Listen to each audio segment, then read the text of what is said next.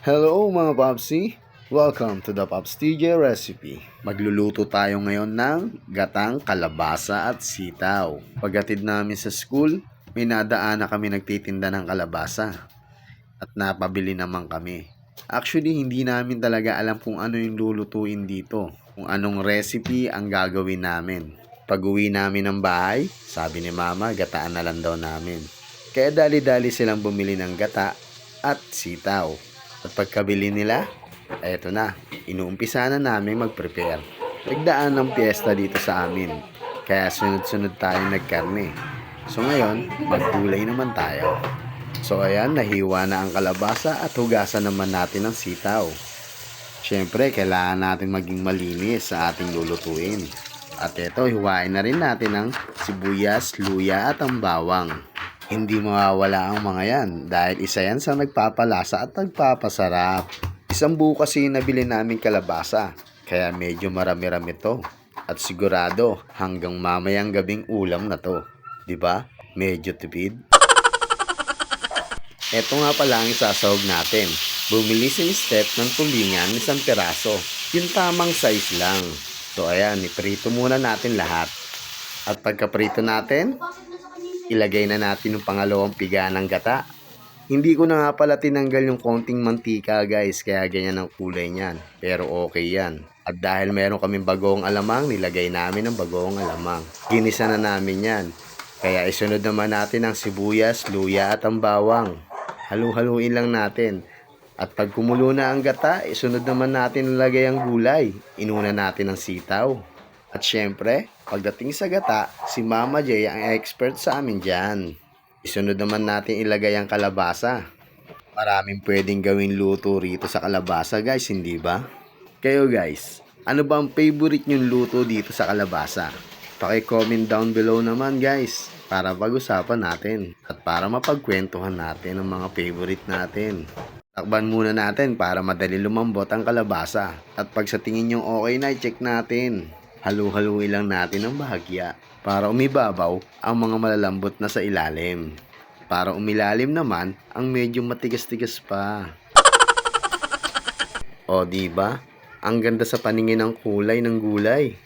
At pagkahalo natin at medyo okay na, sunod naman natin ilagay yung pinirito nating tulingan.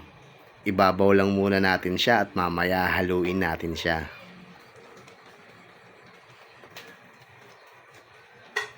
At yan, halu-haluin natin siya ng bahagya.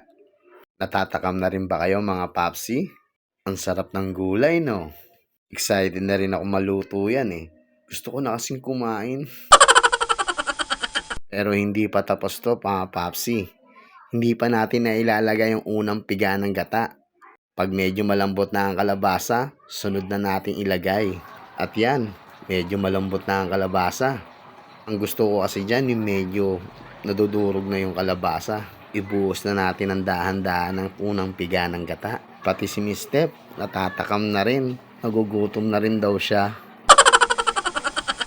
Medyo maaga talaga kami ngayon nagpiprepare ng pagkain dahil naghahatid kami sa school ng pananghalian ni Baby Jazz. Sabi nga ni Baby Jazz, hindi na nga raw siya baby.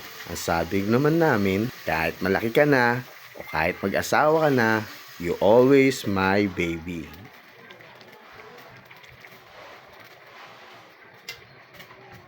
At yan mga papsi, malapit na siyang maluto. Lulutuin lang natin ng husto yung gata. At medyo patuyuin natin siya ng bahagya para hindi ganun karami ang sabaw. Siyempre, hindi mawawala ang siling pula dyan. Favorite namin yan eh. Lagyan na rin natin ng asin. At sunod na rin natin ilagay ang pampalasa. Pagtapos natin ilagay lahat ng yan, halu-haluin lang natin ng bahagya. At maya-maya, luto na yan at pwede na tayong maghain at kumain. Kaya kung nagustuhan mo ang ating recipe for today, pwede mo naman akong i-like and follow. And please, subscribe na rin sa aking YouTube channel. Huwag mo kalimutan i-click ang notification bell ha, para lagi kang updated sa aking susunod na mga video. Sa halagang 230 pesos, meron ka ng masarap na gatang sitaw at kalabasa. At for sure, isang buong pamilya nyo na ang pwedeng kumain. Sulit na, mura na, masarap pa. Guys, kain na tayo.